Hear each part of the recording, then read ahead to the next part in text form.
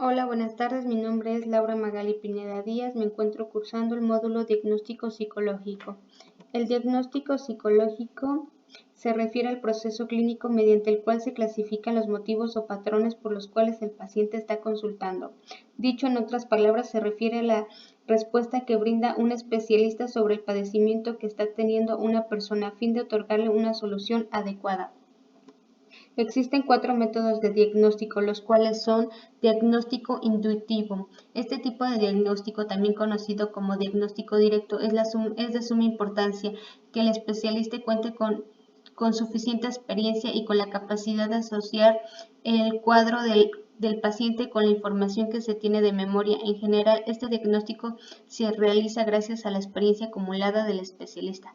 Diagnóstico diferencial, también llamado como diagnóstico por comparación. Este tipo de diagnóstico se utiliza para buscar similitudes o diferencias entre el cuadro clínico del paciente y posibles afecciones que pueden confundirse entre sí.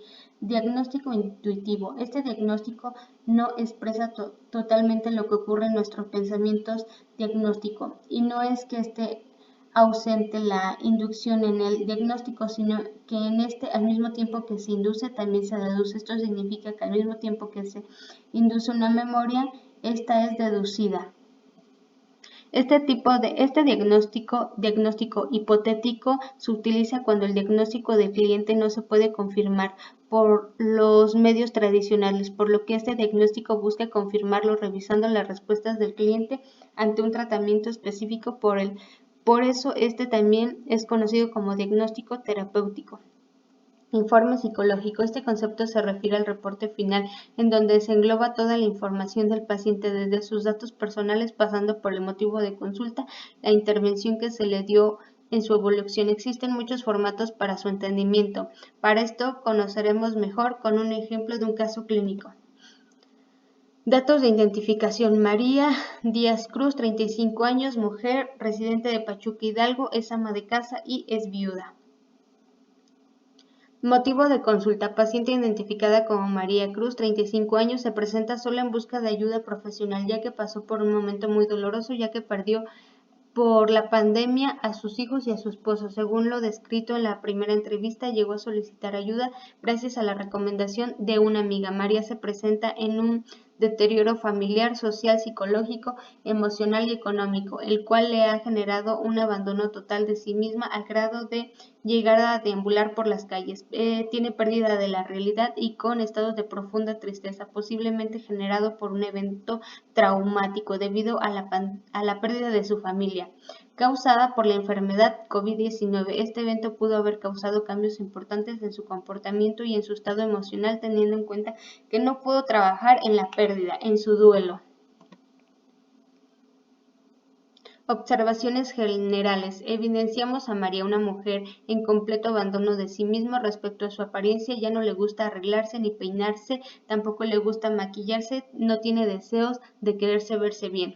En su actitud, su comportamiento es desmotivacional, una profunda tristeza con sentimientos de culpa, ya que a la pandemia no pudo estar con su familia ni con su esposo en el momento que fallecieron, ya que se encontraban aislados. Se encuentra con una profunda desesperanza. La consultante presenta desorientación en su espacio-tiempo, desarrollando posibles alteraciones en su estado de ánimo, con depresión, pérdida parcial de la realidad. En la entrevista revisada podemos encontrar que nunca llevó a cabo su duelo y acompañamiento por parte de su núcleo primario. Creemos que el dolor psicológico pudo llevarla a una profunda depresión con síntomas de ansiedad intensa, que a algunas personas no les permite sobrellevar las tareas diarias, actualmente de manera considerable en su comportamiento habitual. Aquí podemos ver el genograma donde aparece la pérdida de su esposo y sus 2 hijos. Aplicación de test.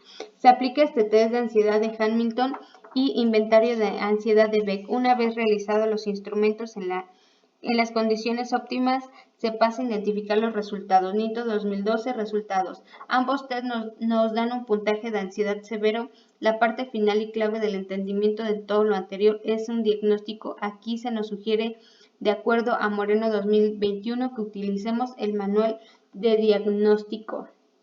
y el estadístico de trastornos mentales del DSM-5, el cual engloba los trastornos mentales que pueden afectar a los pacientes. En el diagnóstico de esta persona se ha detectado ansiedad generalizada.